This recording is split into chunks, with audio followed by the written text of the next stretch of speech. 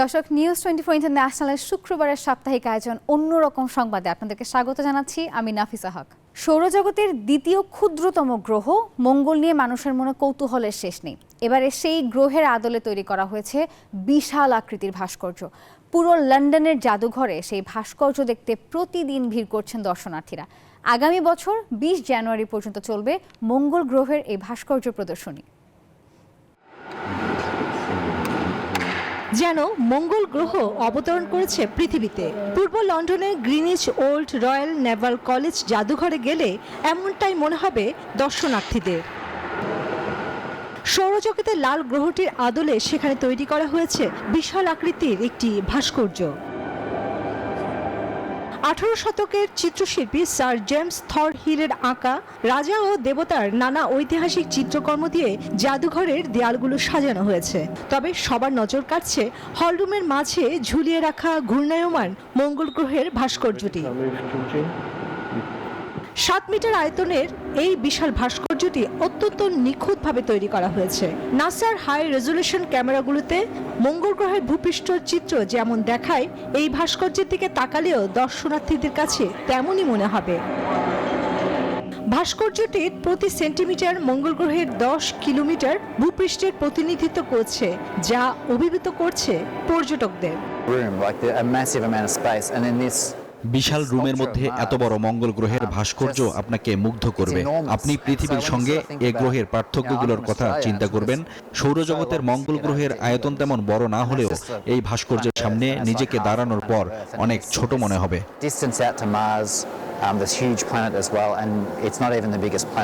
মঙ্গল গ্রহের আধুনিক ভাস্কর্যটি জাদুঘরের ঐতিহাসিক চিত্রকর্মগুলোর সৌন্দর্যকে আরো বাড়িয়ে দিয়েছে বলে মনে করছেন জাদুঘর কর্তৃপক্ষ।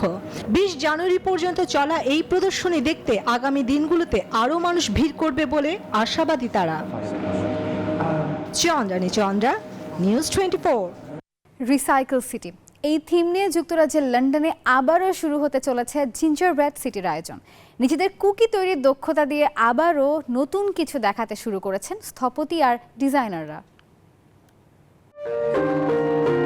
2016 সাল থেকে যুক্তরাজ্যের লন্ডনে প্রতি বছর প্রদর্শিত হচ্ছে জিঞ্জারব্রেড সিটি। ব্যতিক্রম নেই এবারও। এটি কুকি বিস্কুটের তৈরি এমন এক প্রদর্শনী যা আর্কিটেকচার, ডিজাইন এবং সৃজনশীলতাকে একত্রিত করে। এই বছর এর থিম রিসাইকেল সিটি বা পুনর্ব্যবহৃত শহর। জিঞ্জারব্রেড সিটি বিভিন্ন স্থপতি, ডিজাইনার, শিক্ষার্থী এবং সাধারণ মানুষের অংশগ্রহণে সমৃদ্ধ। তারা দলবদ্ধভাবে অথবা এককভাবে নিজেদের তৈরি জিঞ্জারব্রেড গঠন দিয়ে তৈরি করে শহর। এটি শুধুমাত্র একটি শিল্প প্রদর্শনী নয়, এর উদ্দেশ্য হল টেকসইতা সম্পর্কে সচেতনতা বৃদ্ধি করা, সেই সাথে দাতব্য সংস্থাগুলিকে আর্থিক সহায়তা প্রদান করা। বিক্রয় থেকে সকল আয় দাতব্য কাজে ব্যবহৃত হয়। মজাদার এই জিঞ্জারব্রেড শহর দেখতে আসে লন্ডনের বাসিন্দা ও পর্যটকরা। পরিবারের সদস্যদের সাথে ঘুরে দেখার জন্য এটি একটি জনপ্রিয় আকর্ষণ। আগামী 29 ডিসেম্বর পর্যন্ত সর্বসাধারণের জন্য উন্মুক্ত থাকবে চেলসির দ্য গাউমন্টে অনুষ্ঠিত এই প্রদর্শনী। নিবির আমিন, নিউজ 24। নতুন প্রজন্মকে বাংলা সংস্কৃতি ও কৃষ্টি কালচারে উদ্বুদ্ধ করতে ইতালির ভেনিসে অনুষ্ঠিত হয়েছে শীতকালীন উৎসব। প্রবাসী নারীদের নিজ হাতে তৈরি নানান রকমের বাহারি পিঠার স্বাদে ছুটির দিনটিতে প্রবাসীদের মিলন মেলা পরিণত হয় ঠান্ডা মিষ্টি আমেজে। গ্রীষ্মকে বিদায় জানিয়ে শীতকে বরণ করে নিতে প্রস্তুত ইতালিয়ানরা। আর এই ঠান্ডায় দেশটিতে বসবাসরত প্রবাসী বাংলাদেশিরা ছুটির দিনে শীতের নানা আয়োজন নিয়ে ব্যস্ত। বাংলাদেশি ঐতিহ্যবাহী পিঠা নিয়ে প্রতি বছরই ইতালির বিভিন্ন শহরে পিঠা উৎসব করা হয়।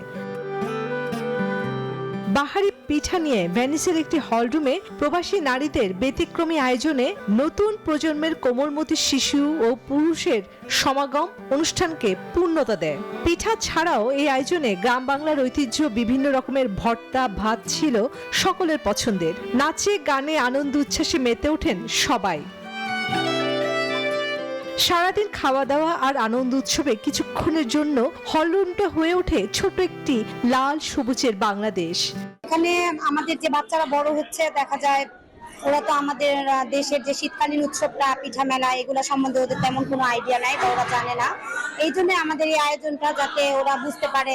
আজকে আমরা শীতকালীন একটা উৎসবের আয়োজন করেছি, শীতকালীন যত পিঠাপুলি এবং অবশ্যই আমাদের বাংলাদেশের ঐতিহ্যবাহী ভর্তা বৌয়া ভাত, এই ভর্তা বৌয়া ভাতের আয়োজন করেছি। আমরা মানে দেশের সংস্কৃতিটাকে ধরে রাখার জন্য শীতকালীন আমরা কিভাবে খাবার দাবার, তারপর আপনার শীতকালীনটা আমরা কিভাবে উদযাপন করি বাংলাদেশে, বাচ্চাদেরটা ওইটাই শেখানোর জন্য যে আমরা কিছুটা হলেও যেন আমরা বাচ্চাদের আমাদের দেশের সংস্কৃতিটা ধরতে পারে। মূলত প্রবাসে নতুন প্রজন্মকে বাংলা কালচার শেখানোর জন্যই তাদের এই আয়োজন। Desk report, news 24। শত বছরের রেকর্ড ভাঙল দক্ষিণ কোরিয়ার রাজধানী সিউলের তুষারপাত।